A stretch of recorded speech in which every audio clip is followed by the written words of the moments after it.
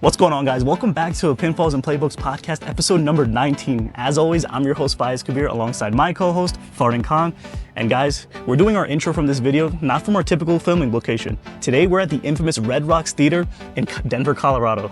This is absolutely beautiful. The scenery, the vibes, everything here is something that you just want to be a part of. Exactly, for sure. This is just incredible to see. All of this, it's literally red rocks. It's literally red rocks. But in this episode, guys, stay tuned as we always do our WWE recap. We're coming right off of the big show in MSG. And we also are going to be talking about our sports recap, our NFL recap, our NBA recap as well. But stay tuned because we have a special sideline heel take live right here from the Red Rocks Theater. All right, guys. Well, it looks like we're back at our regular filming destination. Our trip is over. So it looks like we just came back from Denver, Colorado, we had a quick little trip, but we want to say quick few things about it. Farhan, I'll let you say, what did you like about Denver and what did you not like about Denver? The one thing that I really liked was the fact that there was little to no traffic in that city. Now, we consider Denver a pretty, I guess, urban city compared to other cities in America. But it just felt so like relieving to drive and not have to deal with unnecessary traffic. And it was just a beautiful thing to watch. Like for those of you that haven't been to Denver, it's not what you expect it to be. It's a relatively quieter city, even though it's pretty metropolitan. The food was all right. You know, there's places to go. There's places that we still haven't gone, and we would go back for sure. One thing that I didn't like is because of that quietness. You know, for me personally, I like being in my own world, but I also do like the liveliness of the city, and Denver didn't really experience that. Granted, we are in November, you know, so it was actually relatively warmer than expected over there. You think about it, people say, oh, it's up in the mountains, the temperature's going to be really cold. It was actually warmer over there than it was over here, which is kind of funny to think about, but overall, I would give Denver a solid 7.5 out of 10, only simply because of that liveliness. Yeah. But I would definitely go back. There's things that we should need to explore more. There's obviously other parks around the area.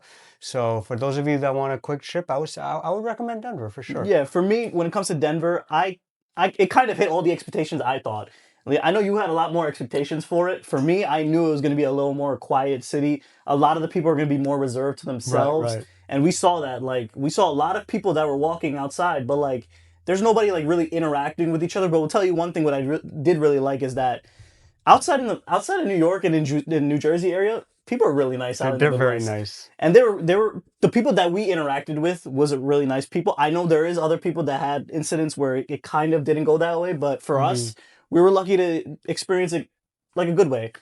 For me, I really loved about exploring the nature parks, which we obviously did. We went to Rocky Mountain, and then we also went to the Red Rocks, which you'll see later on how much of the Red Rocks and how much we love that area. And for sure, that's something that we definitely want to plan to go back in the summer, future. But overall, I do like the Denver. I like the atmosphere.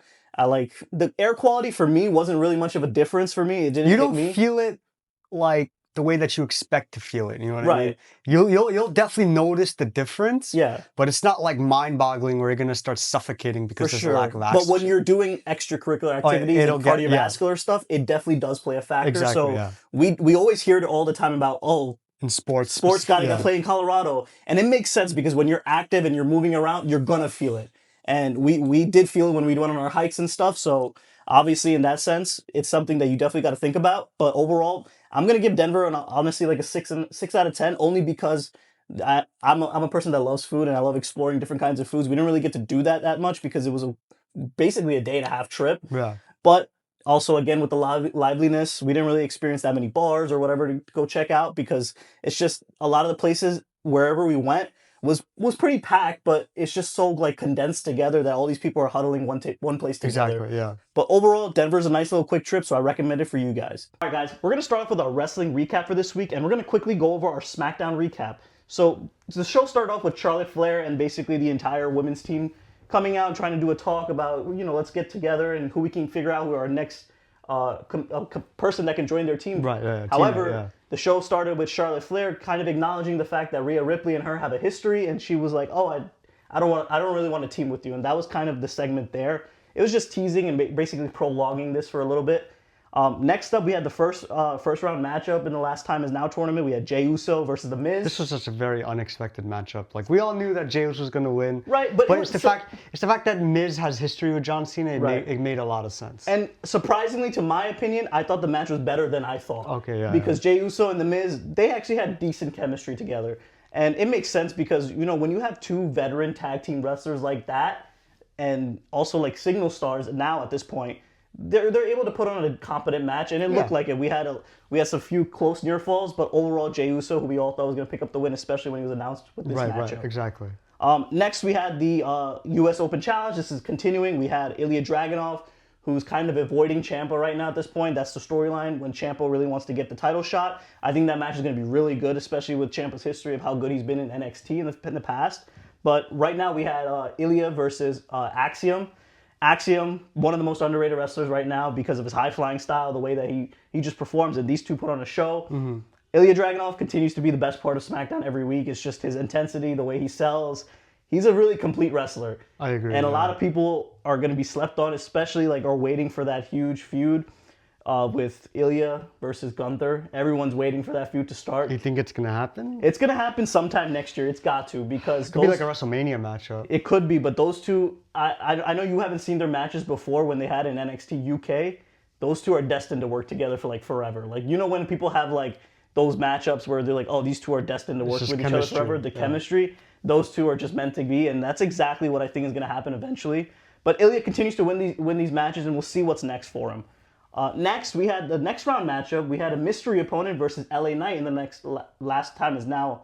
So I'll let you say exactly who you thought it was going to be, but we ended up seeing someone that we thought it was going to be him, but we didn't know when it was going to be, but this was still up in the air. So I thought it was going to be Nick Nemeth, a.k.a. Dolph Ziggler, but it turns out that... We had another TNA star. We had another TNA star, in which we thought it was going to be Joe Hendry. Right. But it wasn't Joe Hendry. It turned out to be Matt Cardona, a.k.a. Zack Ryder. Now, he did come out to the woo-woo-woo. It wasn't his actual, like his old theme song. For sure. But it was obvious that, like, he's not Zack Ryder Right, exactly. He's right. actually, like, he came out as... Matt Cardona, the king of the indies. Exactly, for sure. But at the end of the day, it was good to see him back. I feel like, you know, the time that he's been gone, there's been a lack of, like, that funny superstar or that, you know, charismatic person that'll enlighten the crowd, you know what I mean? But it was a good opportunity to see him versus LA Knight. It was a pretty decent match, you know? And to be honest, like, I thought LA Knight was going to lose this match. Right, I did no too. No matter whoever the opponent was, I just assumed that LA Knight was going to lose this. But however, he picked up the W, so it was good to see that LA Knight finally got a win. Exactly, for sure. And I guess like it was going to be more evident, especially we'll talk about it on Raw, about how WWE just wanted to bring these TNA stars just for the pop. Yeah. But LA Knight did pick up the win in this. Next, we had a squash match, just Jade Cargill just destroying B-Fab. I think she's just going to have squash matches after squash matches. For sure. It's going to be like that until she's ready for the actual challengers, like Charlotte, like Alexa, like... This is like everything's just happening with WarGames right now, so it's kind of like, you know... And they kind of set up their next challenger was Mishin.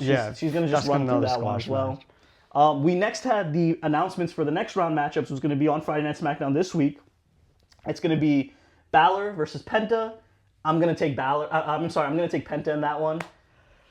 I'll roll with Balor on that one. All right. And then the next one I have is Bronson Reed versus Carmelo Hayes. I'm going to roll with Carmelo in this match because this is so close to WarGames. I can definitely see somebody on the face side interfering in this match, causing Bronson Reed to lose the match. I could see that happening too. And I think Carmelo Hayes really needs a win. He needs a push here because he has the talent to do it. Yeah. It's just he hasn't been given that opportunity, and this is potentially that This is the way. I think he definitely got to beat Bronson Reed to pass on to the next round. And then next, we had an impromptu matchup that was pretty much made in the beginning of the show, was Cody Rhodes versus Bronson Reed for the WWE title, but like, we all knew this is not going to, nothing's going to change. God forbid Bronson Reed won the Undisputed Championship. On a SmackDown show. Like, people would have protested, to be exactly, honest. But this show ended up in a no contest, which eventually led to Drew McIntyre coming back from his suspension. We had Paul Heyman pretty much do a loophole and saying like, oh, I brought in Drew for being on the team. And that pretty much set up Drew McIntyre. It could be anybody. It could be anybody. That's what Paul was saying like at the end of the show. And that pretty much led to Drew McIntyre joining the Vision team and leading right into our Raw recap, which was live at MSG in our hometown. Yeah, so basically, every time there's a WWE event at MSG, it's like an experience like no other. I think New York is probably the best crowd in the U.S., in my opinion. It's top two. It's definitely two. I would give New York. I would also give Boston. I was gonna say Chicago. Chicago's really good. I agree. I would put Chicago number 3, but Boston they enlighten the crowd the way that they do their basketball teams. You know, and same thing with the New York teams. You know, right? It's just passionate and it's fun to be. So John Cena actually kicked off the show.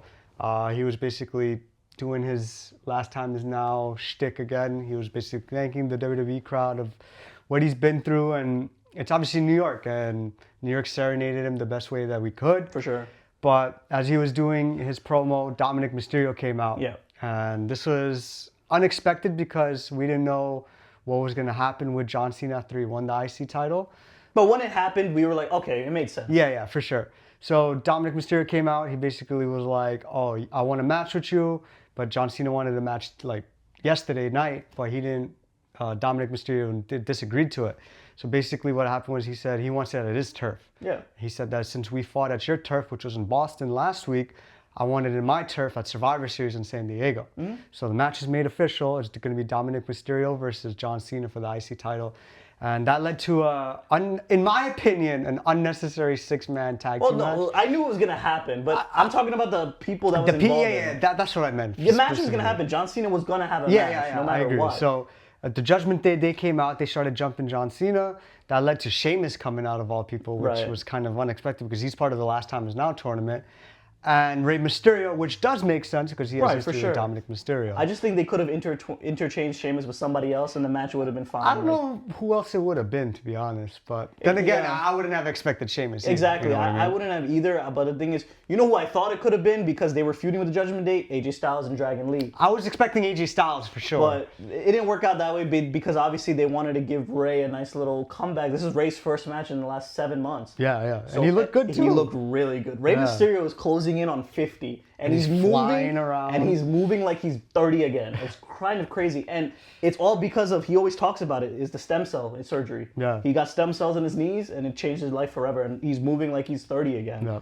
But overall, that match was pretty fun. We had a nice little homage to everybody doing their own special moves, and it was just a classic way to send off John Cena. Yeah. We had a nice little 15 knuckle shuffle. 15 knuckle shuffle. We had the 30 beats of the Sheamus. And it was simple. It was just a double 619 into a bro kick into John Cena delivering his AA to JD McDonough picking up the W. It was just a great way to set off. Yeah. John Cena was probably the greatest Raw superstar ever, probably in my opinion. I agree. So he's been on that top. He's been on Raw forever. And when you think about Monday Night Raw in the current generation, you think about John Cena controlling that and running Monday Night Raw. Next up, we had a little Stephanie Vaquer was going to come out to the crowd, addressed it, we thought. But that didn't happen. Nikki Bella just attacked her and pretty much just did the promo of saying that she's the one that pioneered everything. Just ultimately leading to their match, which was made official at Survivor Series. Next up, we had the first round matchup between Solo Sikoa and a mystery opponent, and this is where we got Nick Nemeth, aka Dolph Ziggler. And he actually did come out as Dolph Ziggler, which is fun to see because we haven't seen his entrance in I won't say almost 10 years now? No, it's not that long. When did he leave WWE? It's been 5-6 years. It's not that long. Oh, okay. But it was good to see him back. The one thing about Dolph Ziggler that I love throughout his career is how he portrays his character as well as selling different types of He's finishers. always been one of the best sellers. And he's always been a good wrestler. And this was actually a weird match in my opinion because Solo Sikoa, he's obviously the more dominant presence in the ring. And he kind of threw around Dolph Ziggler, but he made it look good. You know what I mean? And that's because that's all homage to Dolph Ziggler, just being really good at selling. But it kind of happened what I didn't think was going to happen. I thought we were going to have at least some TNA star or somebody that we didn't expect to move on to at least the next round. Yeah, but this wasn't the case. But this wasn't the case. Solo Sikoa just hit the Samoan spike and picked up the W. Just ultimately WWE just kind of showing hey, TNA, we'll give you a shot, but you're not going to win anything. Yeah. So that's pretty much that case, but it was great to see Dolph back. I don't know if this is a one-time thing or it could be reoccurring, but we'll see how it goes because of the partnership with TNA that they have. Next, we had Alexa Bliss, who came out to just address the crowd again.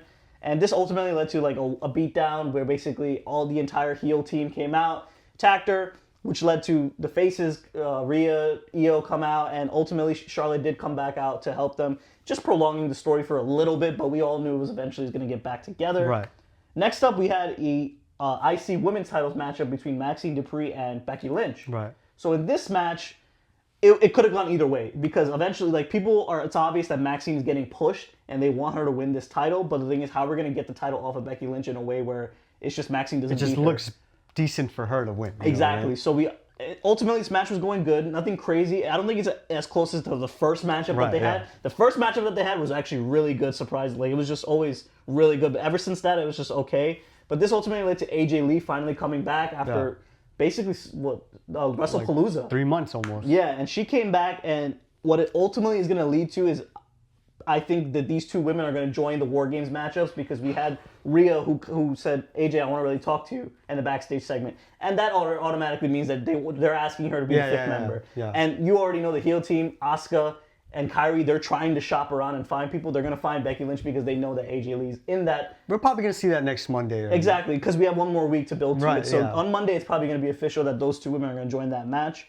And then next, we had the last first round matchup, actually. Well, not the last first round matchup, but the last Raw matchup on the week. We had Gunther versus Javon Evans. Yeah, so Gunther made his glorious return to his old theme song. Which is like crazy to think because we haven't seen Gunther since what? SummerSlam? SummerSlam, yeah. Where 5 months? 4 months, right? No, yeah, it's been a while. 3.5 months, give or take. He had nose surgery apparently, so he was recovering from that. But it's good to see him back on television. Like, it's good for the company. It's good for morale. You know? It's obvious. Like, you heard the New York crowd; they love Gunther. Yeah. And it's the thing where, like, obviously he's a heel, but he's one of those heels where people like him so much because he's so good at what he does. You know what's crazy? You know what it reminds me of? Like in comics, there's the anti-hero. Yeah. He's kind of like the anti-hero, where he's a villain, but he's not a villain. But he doesn't care what the audience thinks. Like, he's just doing what he does. Like, that's all he is. We had Javon Evans. Javon Evans, the story's already known as him. He's gonna be one of the next up. He's 21 years old. He's already just one of the best high flyers in WWE, and he's just continuing to show why he's gonna be in WWE for a long, long time. In this matchup, we just had pretty much Javon try to fight back and give it an ultimate shot against Gunther, but ultimately we all knew Gunther was going to pick up this W, and he most likely might end up winning this entire tournament. Yeah. But Javon Evans did a great job. I think Gunther and him have good chemistry. I think this is only their first matchup. I feel like down the line we're going to have a lot more matchup between these two. But that ultimately led to Gunther moving on to the next round. And we now finally got to the main event of the show, which was a face-off between the heels and the faces on the men's WarGames matchup. Right. So we had The Vision come out with Logan Paul, with Bronson Reed, with Braun Breaker, and Drew McIntyre.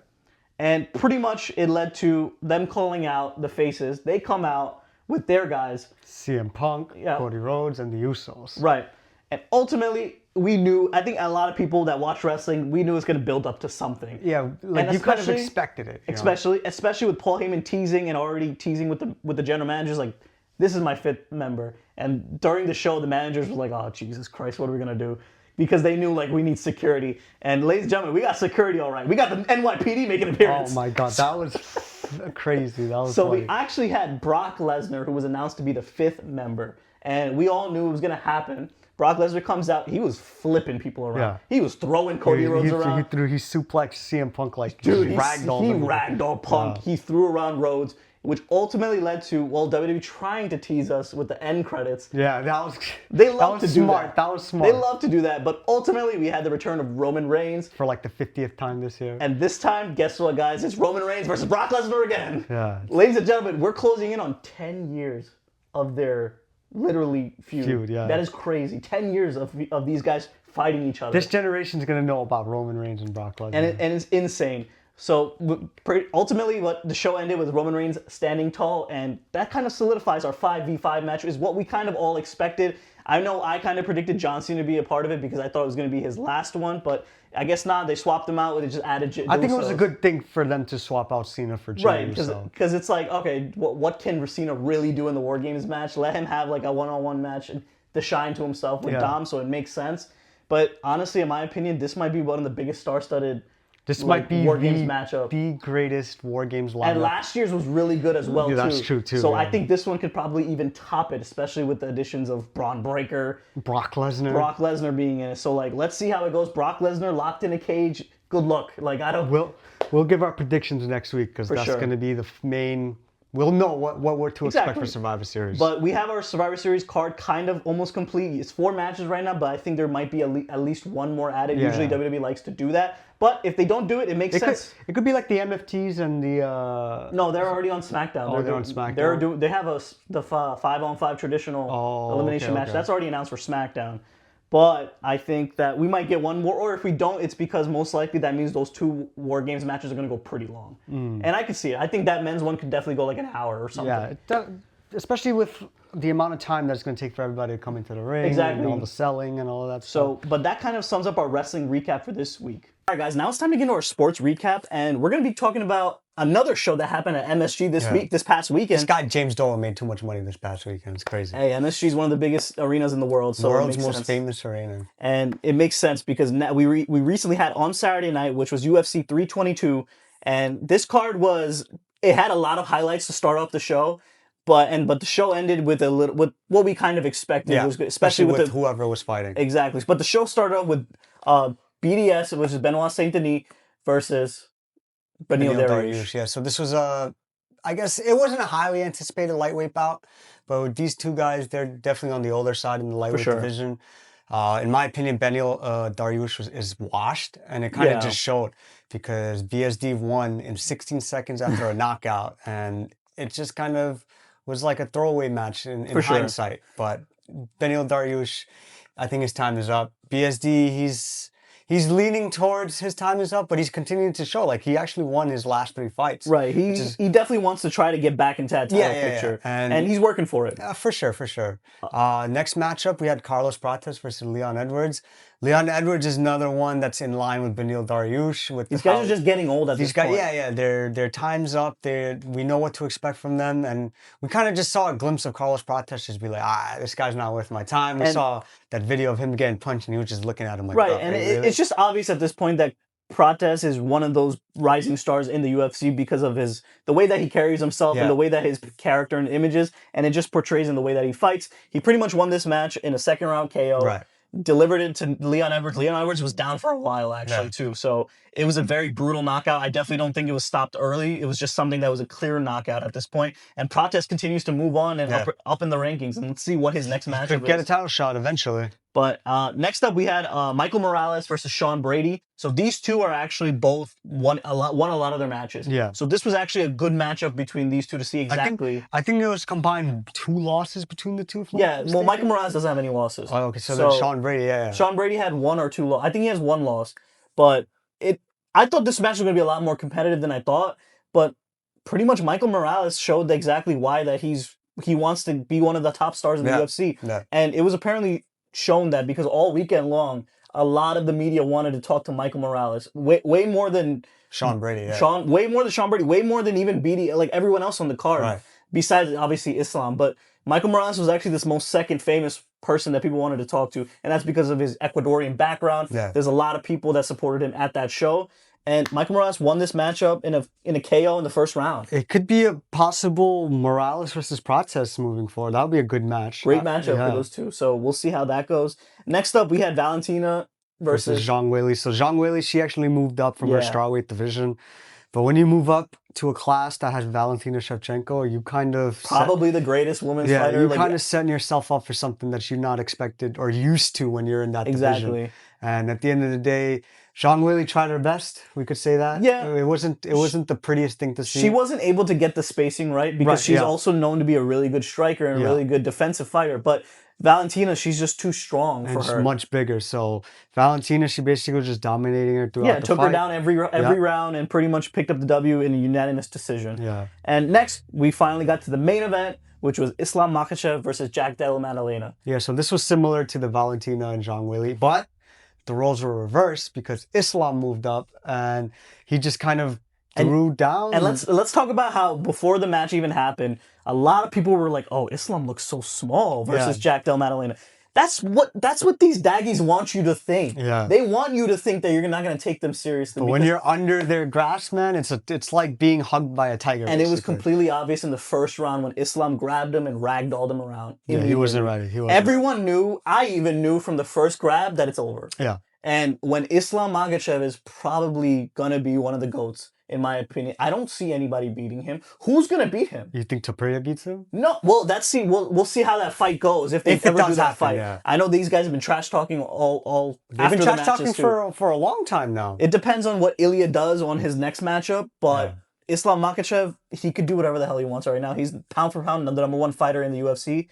And he kind of showed it. He dominated all 5 rounds. You won in unanimous decision.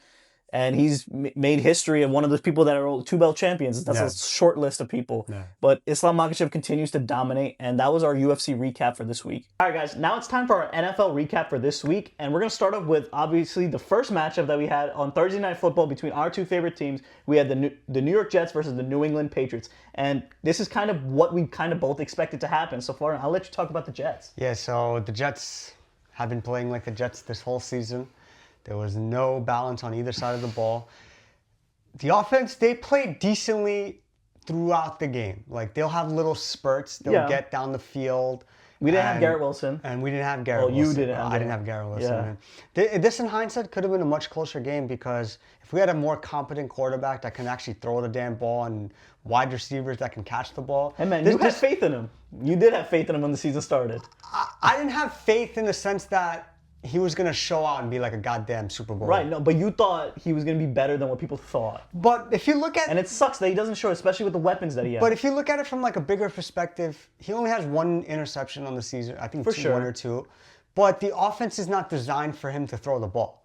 And when you abandon the run the way that the Jets tried to abandon the run earlier on in the season, it leads to downfalls. You'll get sacked. And the offensive line, while it's decent, they're not good on pass protection. And it just kind of shows. But I also think that because they're not good on pass protection is because who's behind them, like, as a quarterback. For sure. But all the wide, like, there was flashes of Justin Fields getting the ball to his wide receivers. We got Adonai Mitchell from the Colts for the Sauce Gardner trade, and he just shit the bed. Like, he had 2 crucial drops that could have both been big plays.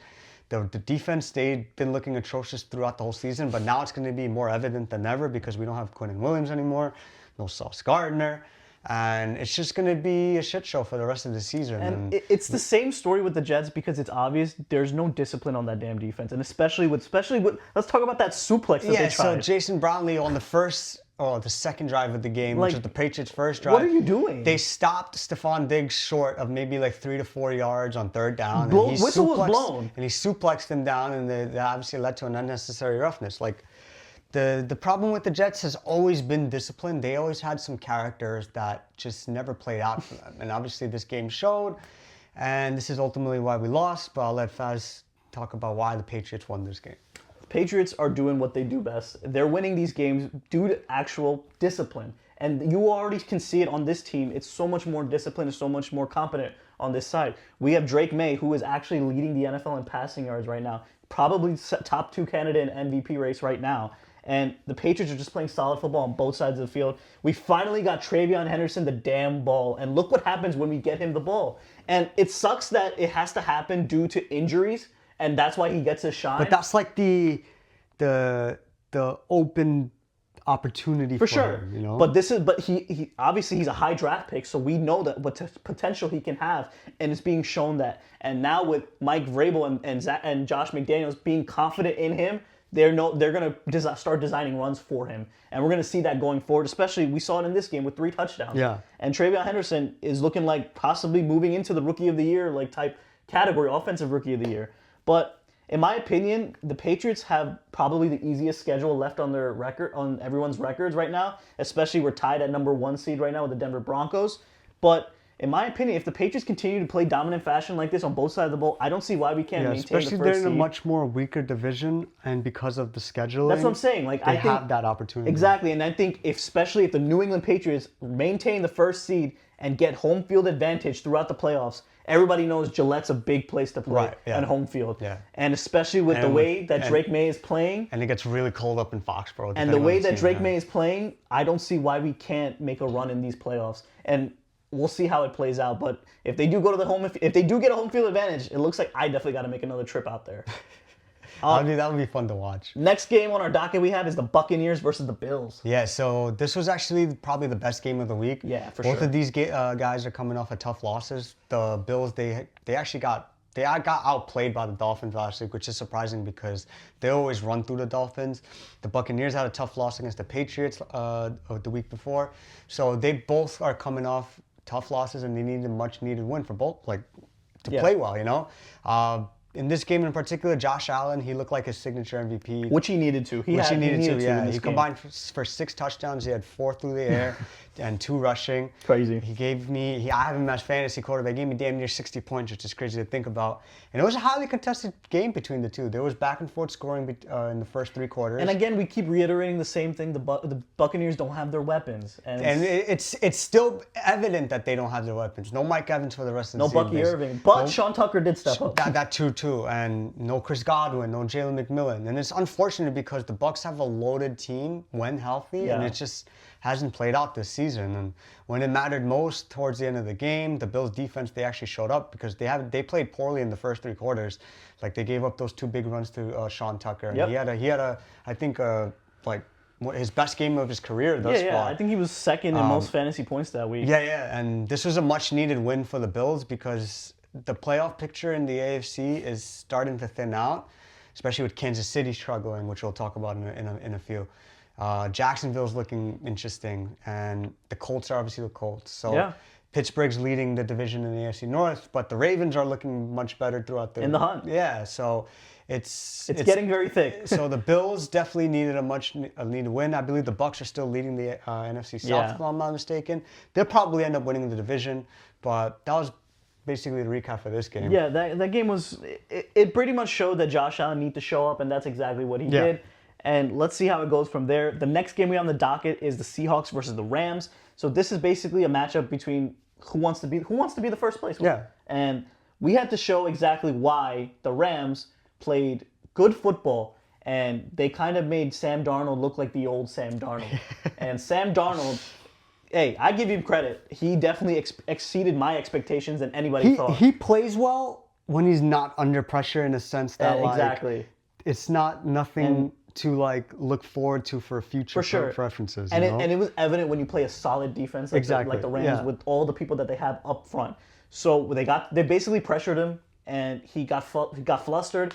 And the thing is, if JSN is double covered, you gotta figure out who's going to the ball next. They traded for Rashid Shaheed, and they're doing nothing with him. He's a perennial deep threat, and they haven't used him the way that the Saints have used them, you know? Exactly. And we have Matthew Stafford, who continues to prove everybody wrong, the ageist wonder at this point, and he's getting the ball to 2 of the best receivers in the NFL, Devontae Adams and Puka Nacua. I believe that he has thrown almost 20 touchdowns with no interceptions in his last 10 games, which is kind of crazy. It's just Matthew Stafford being the veteran quarterback and knowing exactly when to throw the ball and when not to throw the ball. For sure. And we had Devontae Adams, who got his 1,000th career catch, which was on a touchdown, which is great to see. But overall, the Rams continue to prove why. I thought the Seahawks were able to maybe get over the hump, but the Rams just showed out on defensive-wise, why it's just so much better. Yeah, in my opinion, I think the Rams are the best team in the NFC.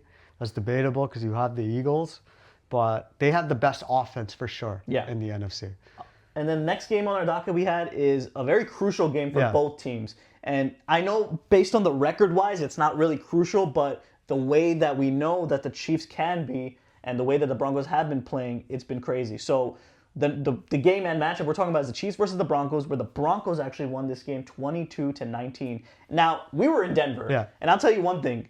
Denver is a proud and prideful Bronco country. Oh man, it's like a sea of orange. No matter where we went, we saw people dressed in Bronco gear. It was just, it's crazy. It's fun to see because we live in New York, and obviously we have 2 New York sports teams, but we also have so many other sports, whether that's the Yankees, the Mets, the Rangers, the Islanders. In Denver, the Knicks, we barely see anybody in anything besides Bronco gear and Nuggets gear. But I saw a lot more than Broncos gear versus Nuggets gear. And the flight that we even took, we saw Broncos fans, which is crazy. People, and it's obvious, I always heard about how the Broncos do have a very big fan base. Yeah. But for me, it was way more than evident than I thought when I saw it, especially. I feel like a lot of Denver fans, they're scattered across the country than within their own city. You know what I mean? Yeah. But we saw the stadium in person. The stadium looked really was gorgeous, nice. Actually. Yeah, and I'm happy for the Broncos. They're doing well, man. The Broncos basically pretty much their defense carried this game. Patrick Mahomes' whole game plan in this was to get the ball out early. He was basically trying to get the ball out under 3 seconds every time. And when you're trying to do that, you can obviously get well, but you can also end up bad. And it ends up where Patrick Mahomes did have spurts of getting the ball out, and that's just because of his greatness and the way that he could play quarterback. But overall, the defense, Nick Bonito, we had Patrick Surtain just play their defense.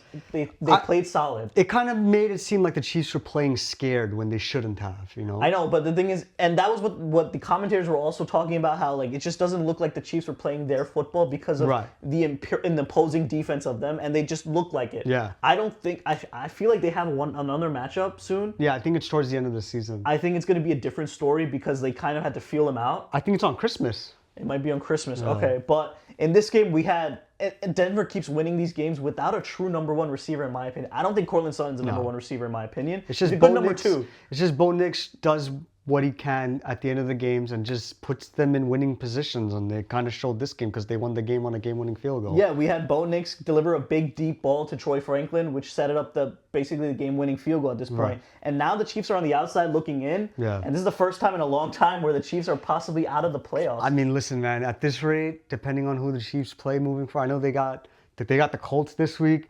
They got the Cowboys on Thanksgiving, who's looking hot. It's looking scary for the Colts. The Chargers again. But let's see. This is the time where Patrick Mahomes needs to show out. And if he does and somehow gets them through this hump of games... Matt Nagy needs to unlock the offense more because it's just been so apparent this whole season. They'll have like that 1 or 2 games against bad teams where they look like the Chiefs of old. For sure. But when they go up against good teams, it's just like, what happened? You know what I mean? Last game on the docket we have is the Lions versus Eagles on Monday night. So in this game, it was a very defensive game, and that's what it's kind of been looking like for these Eagles games. They're winning these games by a thin hair. Yeah, and like it's crazy because we thought this was going to be a high-scoring game because they're both high-powered offenses. It's crazy stars all over the field. But in this game, I do feel like the weather did play a factor because it was very windy. It was very windy in basically the whole Northeast. And I figured it would be like a crazy Saquon Barkley, Jahmyr Gibbs game. You know, both Jahmyr had a good game. Yeah, but Saquon Barkley, I don't know. He definitely regressed this season. The offense just plain regressed. The whole offense in general, but. Pretty much in this game, we had Jake Elliott, who was pretty much the star for the Eagles in this game. Because in my opinion, if you're kicking in a field where it's just super windy and you're nailing these field goals, you got to give him the MVP at this point. Jake Elliott carried this team to the W, in my opinion. We had pretty much a Lions passing game, and offense is just not looking good right now. And they started off the season well, but it's just obvious at this point. They look flustered out there. It's weird. We had Jameson Williams, who's getting the ball a lot more, and that's what people wanted, actually. They wanted him to get the ball because they feel like he's more explosive than Amon-Ra St. Brown in the open field. Which is true. But Amon-Ra St. Brown's known for his route running and basically getting open. He did not do that in this game. And the Eagles locked him up, in my opinion. And it's always what Howie Roseman does during the trade deadlines or any trade. Yeah. He just does something where it's like, okay, he's pulling the strings. Yeah, and that's why he's the best GM in the NFL. Sure. It's obvious. But in this game, what people are calling controversial at the end of the game. It's all the flags. Yeah, we had a defensive pass interference on, I believe it was on, Yasin? Rock Yassin. Yassin, and pretty much it was on A.J. Brown. So the Eagles, because of that pass interference, they picked up the first down, and which ultimately led them to running out the clock. But it's just, the Eagles, I know it's like they have a good record, but in my opinion, I still feel like they're not the most exciting team, and they're not the best team, in my opinion. We'll see what they do against the Cowboys' high-powered offense, and we're not going to be talking about the Cowboys this week, but Quinnen Williams is making that defense look a lot better. They got Logan Wilson from the Bengals, so they play it's the Eagles and the Cowboys this week. So it's going to be fun to see for that, for sure. For sure, but that kind of wraps up our NFL Week 11 recap, and we're going to jump right into our Week 12 predictions. So we're going to first start off with the Patriots versus the Bengals. In this game, in my opinion, I think it's an easy win for the Patriots now, especially with Jamar Chase being suspended. Yeah. And we're not going to really get into that stuff right now, but he's just a liar at this point. I'm like, what was the point of lying? Like, you know cameras are everywhere. Yeah. And I know for a fact, like, I know you don't like him, but I love Jalen Ramsey. I just love the way he plays, and everybody knows he's a trash talker. So if it's your fault that he's getting under your skin, that's your problem. Because everyone knows that Jalen Ramsey is going to do that. Yeah. And Jamar Chase just pretty much got flustered, and it's obviously has to play with the factor that he's not getting the ball and he's not getting his touches, and it is true what they say, right? Wide receivers are divas, and he's a prime example that you kind of saw it. And that's why I think, honestly, the Patriots, there's no reason for them to lose this game. The Bengals defense is not good. They're just going to have, they can't always rely on T. Higgins, especially with Christian Gonzalez is going to be on him like white on rice at that point. And our defense in general is just looking much better. They're getting a lot more confident. They're staying stable, and they're staying in their zones. Right. So the Patriots, I think they're going to win this game easily, in my opinion. I think it's going to be a 31-14 type game. Yeah, I thought Patriots are going to win this game. The Bengals, if they had Jamar Chase, it would have been, I would say the Patriots would still win, but it would definitely be a much more high-scoring game, in my opinion. But Patriots probably win this game 27-13. Yeah. Next game on the docket is another big game that we have is the Rams versus the Bucs. Yeah, so this is actually like I could see it already, like a mid-January playoff game type of game. Like a wild card matchup. Yeah. And in my opinion, every time these two teams play, it's always a fun game to watch, you know? You have two good offenses, two good quarterbacks that everybody loves. I don't think anybody hates them. And because of how Matthew Stafford's been playing and who's on the team, Kyron Williams, Devontae Adams, Puka Nacua, I think they pull out this game, and I actually think they win this game in a dominant fashion. I think they put up points. I think it's going to be like a 38-17 game because obviously the Bucs, they're still not healthy, and we don't know how that's going to be. But I think in this game, I think in this game is going to be much closer. I do think that Baker is going to try to put on a show and try to like keep this game close as much as possible, trying to keep his name in that MVP race because of his play. But ultimately, Matthew Stafford is another person that's leading the MVP race as well. I think Matthew Stafford is going to end up having the better game because of his veteranness and because of the weapons around him. But I do think this game is going to be a little bit closer. I'm going to roll with 27-24, the Rams. Okay. Next game on the docket we have is a must-win, in my opinion, for the Kansas City Chiefs. We have the Kansas City Chiefs versus the Indianapolis Colts. Yeah, so I think I'm going to actually roll with the Colts on this one. The only reason being because the Colts are coming off a bye. We don't know what the capabilities of the Chiefs' offense is going to be. And it's just going to be hard to contain Jonathan Taylor with that offensive line for the Colts. And we need so the only way to do it is you need a big game from Chris Jones. He needs to stop that run. That's true too, but I think that this is going to be a big game on Daniel Jones because the Colts, they haven't actually looked well on the passing side, especially with losing Adonai Mitchell, and we don't know the question about Alec Pierce because I know he's hurt. Yeah, and also Michael Pittman Jr. is always in and out too. Yeah, that's true. So it's going to be a heavy dosage of Jonathan Taylor, in my opinion, and I think they win this game. I'm going to say they win this game 30-23. 30-23. All right, I'm going to roll with the Chiefs this game. I do think that Patrick Mahomes is going to play well, and I think he might actually expose this Colts defense. Because this Colts defense, in my opinion... They're overrated. They're overrated, in my opinion. Like, I know they have Zaire Franklin, who's one of the best linebackers probably in the NFL. But I think with a player and with a competent quarterback and one of the greats, Patrick Mahomes, I think he'll figure it out. Andy Reid knows that this is a must-win game for them. And at this point, I think the Chiefs need to just abandon the run game. Forget the freaking run game. They have no running backs anymore. There's no running back there. Pacheco, Kareem Hunt, these guys are not your answers. You need to throw this ball, especially with Rashee Rice, Travis Kelce. Like, these guys are there for a reason. And get the ball down the field to Rashee Rice. For sure. You see him throwing the ball. I've seen so many Chief games this year where they throw the ball down the field and it always leads to a penalty. Keep doing it. Yeah. That's why the penalties are called. You know? And I do think that Patrick Mahomes is going to end up winning this game for them. I'm going to go with the Chiefs. I'm going to go with 28-17. Next game on the docket is the Eagles versus the Cowboys. Yeah, so as we were mentioning that this is probably the biggest game of this week. Yeah. Because we saw the Cowboys.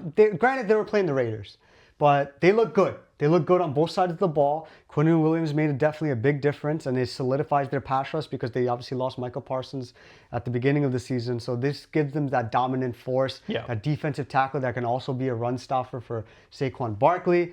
And the Cowboys offense, man, they're explosive. They have two. I think now we can say that CeeDee Lamb and George Pickens are the best. I told you, man, George Pickens is getting better and better. And he's second in the NFL in receiving behind JSN. He's getting better and better, Pickens. Yeah. So I'm going to roll with the Cowboys on this game. Yeah, I feel like the mojo's good in the building. We saw Jerry Jones looking super happy, especially when we saw Quinnen Williams do his dance. And I'm happy for him. And I'm not saying I'm a Cowboys fan, but I don't dislike the Cowboys. And I've always admired, especially when they play, the atmosphere in AT&T Stadium. I'm going to say the Cowboys win this game. I'm going to say it's going to be 27-24. I think Brandon Aubrey hits a game-winning field goal for this one. Yeah, I'm going to roll with the Cowboys as well. Their offense just looks on fire. Dak Prescott's looking good. I believe that their run game has been looking okay as well. It's been doing enough. Javonte Williams has quietly been having a career year that not a lot of people are talking about. Because people thought this guy was like washed, especially when he was in Denver. But now he came to the Cowboys and he looks a lot more rejuvenated. But we have CeeDee Lamb. He's going to get 100 yards every game at this point. I just think it's kind of hard to not get him the ball. I think this is going to be a big Javonte Williams game. It should be a big run game for both teams. And Saquon still hasn't had, like, he had one big game only this year. And no, I think the Eagles, they're going to struggle in the run game, but they need to be passing because the Cowboys' secondary is trash. Yeah. So the thing is, like, Devontae Smith, this needs to be a big game for him, in my opinion. I know, like, A.J. Brown is complaining about not getting the ball and just not getting, but in my opinion, he's just not getting open either. Like, he's not trying, in my opinion, that I can see versus other And even times. when he's open, Jalen Hurts doesn't even look that way. You know? Yeah, he's looking at Devontae Smith a lot more, in my opinion. And I think, ultimately, the Cowboys lock up and they win this game. I'm going to roll with the Cowboys 27-20. 27-20. Okay. And the last game we have on the docket is one that's kind of not... It's very underrated. It's very underrated because of... Let's talk about who I was talking about at the beginning of the season, who I thought was going to make an impact this year. And it didn't start off that way, but they're picking up steam. And we're talking about the Carolina Panthers. The Carolina Panthers versus the San Francisco 49ers. Yes. So I was going to say, like, in this game, Bryce Young has been looking good. And he has a number one receiver in Tet. And Tet's been looking great as well. And when you have also the explosiveness of Xavier Legette. You have Xavier Legette whenever he gets the ball. And a dual-headed horse. Right. So with Rico Dowell and Chuba Hubbard being able to go in and out with them, this offense is looking very good. I think the only thing that holds them back is their defense. And that's because like they don't really have a star defensive player. No. You have J.C. Horn, I believe, right? Yeah. Which is a good corner. He's a good corner, but it's like you're going to get exposed, especially like teams that are good run games against them. They do really well. In this game, we have the San Francisco 49ers who have still looking like Christian McCaffrey, who is looking like a top 5 running back again. And he just got back Brock Purdy, so right, it kind of makes the offense a little bit better. In my opinion, in this game, I think it's going to be a big game for the Carolina Panthers. I'm going to roll with the Carolina Panthers in this game. I think Bryce Young continues to prove people wrong. People were calling him a bust, and I did not think that. I never thought Bryce Young was a bust because I knew he just needed time. And Bryce Young, I know that he's undersized and whatever it is, it doesn't matter at this point because he's playing like a really good quarterback this season. And I just do think that the Panthers overall are going to overwhelm the 49ers. They're going to take them by surprise because I definitely could see the 49ers not taking them seriously in this game. And that could ultimately lead to the Panthers pulling away. I'm going to roll with the Panthers 27-24. 27-24. Yeah. I'm going to roll with the opposite on this one. I'm going to go with San Francisco only because having Brock Purdy back, it makes the offense look a little bit more explosive in the sense that you can get George Kittle the ball, which we saw last week. It gives Jawan Jennings open to getting the ball, especially also with Ricky Pearsall coming back this week. And I think that Robert Saleh is going to have a good game plan against Bryce Young and try to keep the game. I feel like early on, it's going to be a very slow-paced game, and it's going to pick up in the second half. Yeah. It's going to be a back-and-forth game in the second half. But I think the Panthers, I'm sorry, not the Panthers. So we're going to see a big game from CMC against his former team. And I think the 49ers, they win this game 24-17. All right. And that kind of sums up our NFL recap for this week. All right, guys, now it's time for our final sports recap for this week. We're going to be doing NBA. So I'm going to talk about my first 2 games that I thought were my favorite games for the week. It's the Orlando Magic versus the Houston Rockets. The Rockets won this game 117-113. The Rockets are looking really good. They have an overall well-rounded team, and it's looking like that they're going to be a problem going forward. However, I think we talked about this before. They're going to need point guard play when it gets later on into the playoffs, especially getting closer to that. I feel like they're going to make a trade eventually for somebody. And I could see them doing it. They have the pieces to do it if they really want to get a star point guard. But KD, looking like the classic KD, scored 35. Sengun, who's looking like an all-star starter this year, in my opinion. Sengun is looking like a bucket every time you get him the ball. And it's just because of the way that he plays, the fluidity. He's just looking like people always called him Baby Jokic. And he looks like a Baby Jokic, in my opinion, when I watch him play. But they're also getting help from their others, too. I believe it's Asar Thompson, or is it Amen? No, it's Amen on this one. Amen, yeah. Amen Thompson, he's basically one of these players where he's an Aaron Gordon type. You dunk it, you give it to him, he dunks it in every time. He's a little dipper where he just basically waits until the defense closes and he's right there underneath the basket, gets an easy dunk or lay. But this is a solid NBA team when it gets down to the stretch. But I want to talk about the only thing that's kind of like disappointing in my opinion is with the Orlando Magic is they played well this game. Finally, we were waiting for them to show up, and they played really well with a competitive team with the Houston Rockets. But there was no Paolo Banchero. So in my opinion, if Paolo was playing, this maybe would have been a different story, especially with how close this game was. Because Paolo is a person that can easily get you 20 plus. Right. So, but in my opinion, I do think that if the Rockets do get a point guard, for example, I think they should definitely trade for someone like CJ McCollum, who's just dying in Washington. You don't have to give enough pieces for him because he's kind of on an older side. So if you trade him and you get him in the point guard position with that team, that starting five, that's going to be looking like a good team right there. And I do think it's something that Washington can definitely do that move. It just seems like something that Washington would do. They would get rid of one of their better players just to like get a younger star. I agree. And I do think that if they make a trade, CJ McCollum would be a perfect fit on that team because he can get you a bucket and he can also pass that rock. Yeah. Next on the docket I have is the Bulls versus the Nuggets. These two teams, hot teams on the East and West. And surprisingly, the Chicago Bulls picked up the W. Yeah. 130 to 127, again without Kobe White. And Nikola Jokic playing like an MVP. What else is new? He's most likely I think he might be the front runner for MVP right now because of just the way he's playing. He's averaging a triple-double. And it's crazy that in this game, the Nuggets actually got a lot of help from their other stars too. Aaron Gordon had a lot of points. Cam Johnson, we had a lot of points. And Jamal Murray scored 30 plus. So it's like, this team is very dangerous when it gets close. But somehow a young, scrappy Bulls team won this game. We had Josh Giddey, who's doing what he does. He's leading this team right now. And we had Vucevic and Kevin Huerter hit big three-pointers. And ultimately, the Bulls played solid defense towards the end of the game. Nikola Jokic was getting a little bit locked up by Vooch, and that's just because Vooch being a veteran and knowing what he's doing. I do think that the Chicago Bulls are continuing to prove people wrong and making a run. Aren't they both Serbian? If I'm not mistaken. I don't remember what Vooch is. Maybe he is. But I wouldn't be surprised if these two played each other a long time, growing up and stuff. But Vooch is much older, which people forget about. Because Vooch has been in the league for a long time. So I forget about it all the time. But it's just the Bulls are continuing to shock everybody. And I do think that the Bulls can definitely make a run in the East, especially with how not competitive it is right now. It will be getting exposed later on how competitive it gets. But these two teams are solid in their team, solid in their divisions, and let's see how it goes. But those were my two favorite games I saw this week. Yeah, so I'm going to lead into my first game of this past week, which is the Clippers and 76ers. The Clippers actually won this game 110 to 108.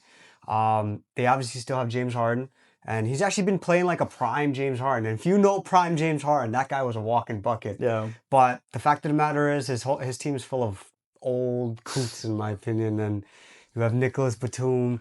Kawhi Leonard didn't even play, and that's old news. Bradley Beal's out for the season. Bradley Beal's out for the season. What else is new? On the Sixers side, Tyrese Maxey continues to play like a superstar. Yep. Potentially even playing like an MVP level candidate. He poured in 39 points, but the rest of his team wasn't really meshing well. And this game happened last night. We saw the return of Paul George. Yeah, and that 9 points or something. Yeah, and if Paul George can play like Paul George, what we know he's capable of, and if he's still capable of, and if by some God-given miracle, there's some life into Joel Embiid's knees. That Sixers on paper can be really dangerous, but it's just going to be the matter of the health between Joel Embiid and Paul George. On the Clippers side, on the other hand, they're looking like a super mid team. You can't really rely on a old James Harden. He's not going to do it forever. Yeah, and he could get you whatever he needs to get you, whether that's a triple-double, but the other players need to surround the team with younger talent, in my opinion. They'll eventually, Steve Ballmer will figure that out. But the Clippers, they won this game. They won this game 110 to 108. My second game, this is actually a fun game to watch, especially if you did watch it, which is the Warriors and Spurs. The Warriors won this game 109 to 108. Steph Curry, we know who he is. He's the greatest shooter that God ever created. He dropped the 9 3-pointers. He had, I believe, 49 points, if I'm not mistaken. Was crazy. Classic Steph game. Yeah, and Jimmy Butler, he provided the support that Steph Curry needed to, get because of that.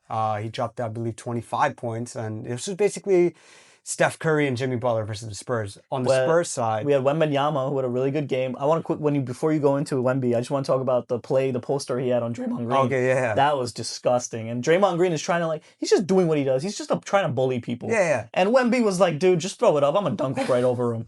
And that's exactly what he did. And he talked crap in his face. And Draymond, how he is, he loves that shit. So he just tried to start something, but Wemby just showing why he's the next wave of superstars. Right, exactly. Let's see what happens. You're going to see players from international be like, okay, I want to be like Wembanyama. And it's a good thing because the Spurs, they've been looking well, and they look well for this game. Wembanyama played well. We saw the return of De'Aaron Fox a few games ago, and he's been playing really well ever since he came back. But this was unfortunate because this led to somewhat of an injury for Victor Wembanyama, and he's going to be out close to a month because of calf strain. Now, if you don't know, calf strain is connected to Achilles, and that's the main priority here. And you want to have especially with a player like Wemby. Right. But this game, it was like a playoff atmosphere, and I believe this is going to be, when time comes, a possible first round matchup. No, I wasn't going to say that. I was going to say like an NBA Cup semifinal matchup between the two. Because I know you said you wanted the Spurs. Yeah. In your prediction, I wanted the Warriors to be in the it could finals. be matchup. But it's going to all depend on Wembanyama's health. But that basically wraps up my NBA recap for this week. Yeah, and that kind of wraps up our sports recap in general for this week. All right, guys, now it's time for the portion of our sideline heel takes for this week, and we're gonna head back to where we started the episode. Let's go back to the Red Rocks Theater. All right, guys, now it's time for our sideline heel takes for this week, and I'll let Farden start off first with his sideline heel take. Yeah, so this last few weeks has definitely been a topic of controversy in the sports world. It's the fact that a lot of players have been sports betting, and it's just crazy to think about because they're not even betting for a large lump sum of money. Like it's $10,000, $12,000 to them. Obviously, the main culprits in this situation was Terry Rozier, Chauncey Billups, Damon Mitchell. Now, on the MLB side, we had Luis Ortiz, Emmanuel Clase. These guys were basically getting paid by different types of mafia members, I want to say. As we know. And they were taking like $10,000, $12,000. Let's just say from the pitching side, they were betting on what the slowest pitch, if it was going to be a fastball, if it was going to be a changeup. And then for the NBA side, it was basically about how many shots, how many points. Yeah, exactly. Like we saw Terry Rozier leave a game when he was completely healthy, faking an injury. And it's crazy to think about. You had Chauncey Billups and Damon Mitchell. They were part of this illegal poker ring in Las Vegas. Damon Jones, I'm sorry. Right. But it's incredible because you have all these players getting paid millions of dollars, $25 million, and they're sacrificing their careers for $10,000, $12,000. They're making that in one game versus their whole, I don't know. It's crazy to think about. Specifically, we'll talk about Terry Rozier, where he's making over $25 million a year. That's the crazy part. And he's betting for, I guess, maybe a couple $100,000 at max. Maybe he's doing it to get his boys some bread. I get that. And the thing is, Terry Rozier seems like one of these people that he definitely is really connected with his boys that grew up with and stuff. But you're an NBA player. You signed these contracts. You already know what you're getting yourself into. There's no way you can bet on yourself or in these games. And even before this all started, we can't also forget about Michael Porter Jr.'s younger brother, John Porter. Yep. This was kind of like it started it all off, where the NBA started investigating. I'm pretty sure they've been doing these investigations for a long time. There's going to be a lot more sensitivity to this moving forward, especially in baseball. Is he going to throw the right pitch? In basketball, is he actually hurt? We see all of these players. What about your take in football? What do you think about, is it really difficult to do it in football? The thing about football is, I feel like there's going to be some controversy moving forward, maybe with the referees. There's got to be something going on with them where they're actually putting flags in for unnecessary stuff, and people are going to start catching on to it. As if they haven't already. Obviously, we know the main thing is with the Chiefs, you know what I mean? Every single referee apparently is going for the Chiefs, you know what I mean? Right. So with the NFL, it's a little difficult, especially maybe with the quarterbacks.